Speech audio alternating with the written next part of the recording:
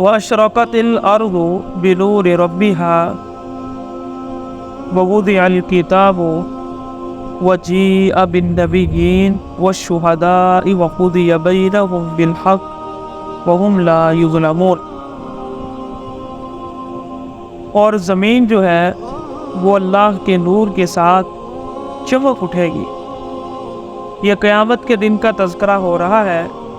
قیامت کے دن اللہ تعالیٰ آسمان سے اللہ اور فرشتے اس زمین پر اتریں گے اور اللہ کے نور کے ساتھ یہ زمین جو ہے وہ روشن ہو جائے گی۔ اب بہت سارے لوگ ایسے ہیں جو اللہ تعالیٰ کے زمین پر اترنے کا انکار کرتے ہیں۔ اسی طرح وہ اللہ تعالیٰ کی صفات کا انکار کرتے ہیں، سماعت کا، بصارت کا، یعنی وہ کہتے ہیں، اللہ فرماتے ہیں سمیع بصیر، یعنی اللہ تعالیٰ کیا ہے؟ خوب سننے والے ہیں، خوب دیکھنے والے۔ وہ کہتے ہیں اس سے مراد اللہ کی قوت ہے کہ اللہ ہر چیز پر اللہ کی نگرانی، ہر چیز اللہ کے کنٹرول میں، اللہ دیکھتے نہیں۔ اچھا ایسا کیوں ہے؟ اس لیے کہ اللہ فرماتے ہیں لیس کمثلہ شیء، کہ اللہ جیسی کوئی چیز نہیں ہے۔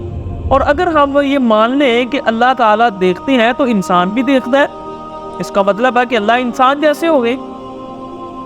اس نظریے سے وہ کہتے ہیں کہ اللہ تعالیٰ نہ سنتے ہیں، نہ دیکھتے ہیں، نہ بولتے ہیں، نہ ان کے ہاتھ ہیں، نہ پاؤں ہیں، نہ اترتے ہیں، یعنی وہ کیا ہے؟ بس ایک خیال، کوئی ذات ہے ہی نہیں۔ یعنی وہ اس طرح پھر بنا کر بات کو کیا کر دیتے ہیں آخر میں کہ وہ بس ایک خیال ہے جو ہر جگہ موجود ہے، ویسے ذات نہیں ہے کوئی۔ حالانکہ آپ دیکھیں قرآن پاک کے اندر کتنے واضح الفاظ میں اللہ فرماتے ہیں وَكَلَّمَ اللَّهُ مُوسَىٰ تَكْلِيمًا، اللہ نے موسیٰ سے کلام کیا۔ پھر آگے وضاحت کی، تکلیمہ کلام کرنا، یعنی جس کو کلام کہتے ہیں، گفتگو کی اللہ نے۔ اجیب دعوت الداعی اذا دعان، جب مجھے کوئی پکارتا ہے تو میں اس کی پکار کا جواب دیتا ہوں۔ یہ واضح آیات قرآن کے اندر موجود ہے، ٹھیک ہے؟ اس کے باوجود بھی وہ اللہ کا کیا کرتے ہیں؟ انکار کرتے ہیں کہ اللہ کی، یعنی اللہ کی ان صفات کا۔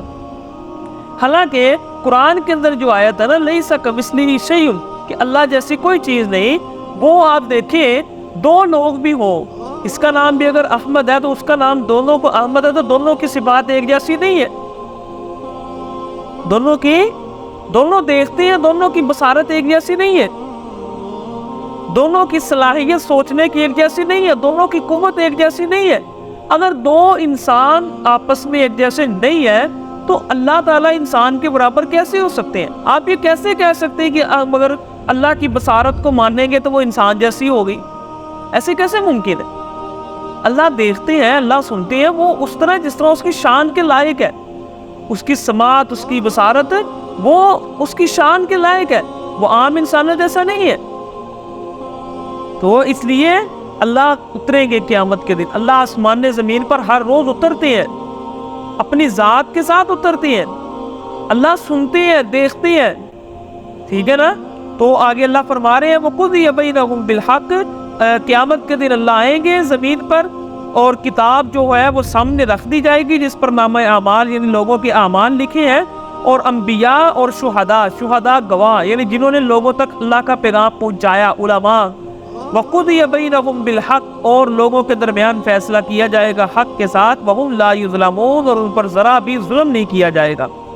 وَوَفِّيَتْ كُلُّ نَفْسٍ مَّا عَمِلَتْ، اور ہر انسان کو جو اس نے عمل کیا اس کا پورا بدلہ دیا جائے گا۔ یعنی یہ اللہ کی بڑی خاص صفت ہے، انسان جب کوئی نیکی کی نیت کرتا ہے اللہ اس کی نیکی کو لکھ لیتے، اور جب وہ نیت کر کے اس کو کرتا ہے تو اللہ پھر اس کو ایک نیکی کے بدلے 10 سے 700 اور اس سے بڑھا کر بھی بسا اوقات اخلاص کے حساب سے اللہ اجر دیتے۔